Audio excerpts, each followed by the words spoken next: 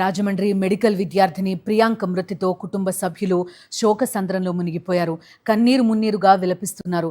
Doctor అయి తమ కుటుంబానికి అండగా ఉంటుందని, సమాజానికి సేవ చేస్తుందనుకున్నామని, ఇంతలో ఇలా జరగడం దారుణమని ఆవేదన వ్యక్తం చేస్తున్నారు. కారుతో ఢీకొట్టిన ఇద్దరిని కఠినంగా శిక్షించాలని డిమాండ్ చేస్తున్నారు. మరింత సమాచారం మా ప్రతినిధి రవిచంద్ర అందిస్తారు. నిన్న మధ్యాహ్నం 3 గంటల సమయంలో డాక్టర్ ప్రియాంక మృతి చెందినట్లు కిమ్స్ వైద్యులు ప్రకటించారు. అయితే రాజమండ్రిలో జరిగిన ప్రమాదం కాదు, కావాలని చేసినట్టుగా ప్రమాదంగా భావిస్తున్నారు బంధువులు.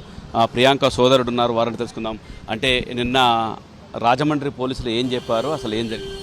సార్, నిన్న రాజమండ్రి స్టేషన్కి వెళ్ళాం సార్. అదే కేసు గురించి ఏమవుతుంది అని చెప్పేసి వెరిఫికేషన్, ఎందుకంటే బయట వచ్చే రూమర్స్ని మేము కూడా కన్ఫర్మ్ చేసుకోవాలి, కేసు ఏం నడుస్తుంది అని చెప్పేసి నిన్న రాజమండ్రి పోలీస్ స్టేషన్కి వెళ్ళడం జరిగింది. అక్కడ సిఐ గారు, తర్వాత డిఎస్పి గారు, తర్వాత అడిషనల్ ఎస్పీ గారు అందరూ మాతోటి మాట్లాడి ఆ కేసుకు సంబంధించిన వివరాలన్నీ మాకు తెలియజేసింది సార్. ఆ ఇద్దరు దుర్మార్గులు ఆ విధంగా ప్రవర్తించే పట్ల ఒక యువకుడిగా, ప్రియాంకకు సోదరుడిగా మీరు ఎట్లా భావిస్తున్నారు? సార్, ఇది ఒక దుర్మార్గపు చర్య సార్. ఏ కుటుంబానికి ఇటువంటి అన్యాయం జరగొద్దు సార్. ఎందుకంటే ఆమెకు చాలా కళలు ఉన్నాయి సార్. మా కుటుంబంలో ఫస్ట్ డాక్టర్ ఆమెనే సార్. ఎందుకంటే మేము చేనేత కుటుంబం నుంచి వచ్చిన తర్వాత సార్, మీకు తెలియదు ఏముంది సార్, మా కమ్యూనిటీలో అంత స్థాయికి ఎదగాలనంటే చాలా తక్కువ మందికి అవకాశాలు దొరుకుతాయి సార్. కానీ ఈరోజు అంత కష్టపడి ఆమె పీజీ వరకు వచ్చి ఆమె ఎన్నో కళలు కనింది సార్.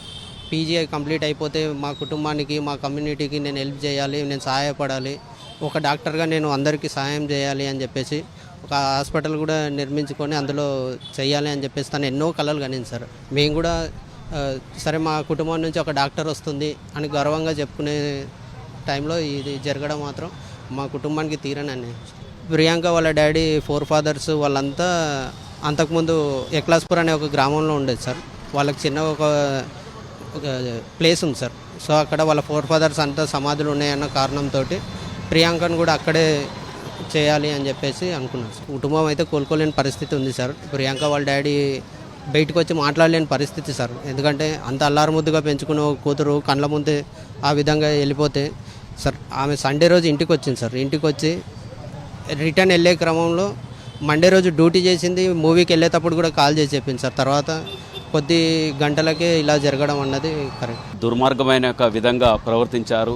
ఈ విధంగా కావాలని ఆ విధంగా ప్రమాదం చేసి చంపేశారు. ఈ విధంగా ఎవరికి, ఏ కుటుంబానికి కూడా ఇలా జరగకూడదు. దీంతోటి వాళ్ళ కుటుంబంలోనే ఏకైక డాక్టరు, వాళ్ళ ఫ్యామిలీ మొత్తంలోనే ఏకైక డాక్టర్ ఉంటే ఒక్కగానొక్క డాక్టరు ఈ విధంగా చనిపోవటం చాలా శోక సముద్రంలో మునిగిపోయామన్నటువంటి అభిప్రాయం వ్యక్తం చేస్తున్నారు.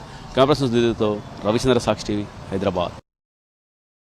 మరిన్ని అప్డేట్స్ కోసం ఛానల్ను సబ్స్క్రైబ్ చేయండి. నోటిఫికేషన్స్ కోసం బెల్ ఐకాన్ పై క్లిక్ చేయండి.